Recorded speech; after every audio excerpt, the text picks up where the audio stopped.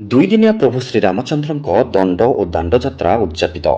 ବର୍ଚ୍ଚନା block ଅନ୍ତର୍ଗତ ବାଲିଚନ୍ଦ୍ରପୁର ବଜାରସ୍ଥିତ ହନୁମାନ ମନ୍ଦିର ନିକଟରୁ ଅଶିଳା ଶ୍ରୀରାମ ମନ୍ଦିର ପର୍ଯ୍ୟନ୍ତ ଆୟୋଜିତ ଦୁଇଦିନିଆ 25ତମ ଦଣ୍ଡ ଓ ଦାଣ୍ଡଯାତ୍ରା ଏକ ଆଧ୍ୟାତ୍ମିକ ପରିବେଶ ମଧ୍ୟରେ ଅନୁଷ୍ଠିତ ହୋଇଯାଇଛି।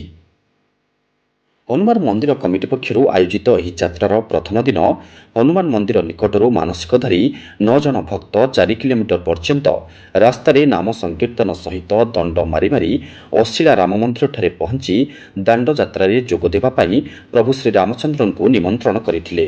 ଏହି ଦଣ୍ଡଯାତ୍ରା ଦେଖିବା ପାଇଁ ଶହ ଶହ ଶ୍ରଦ୍ଧାଳୁ ଉପସ୍ଥିତ ରହି ଦଣ୍ଡ ମାରି ଯାଉଥିବା ଭକ୍ତମାନଙ୍କୁ ଉତ୍ସାହିତ କରିଥିଲା।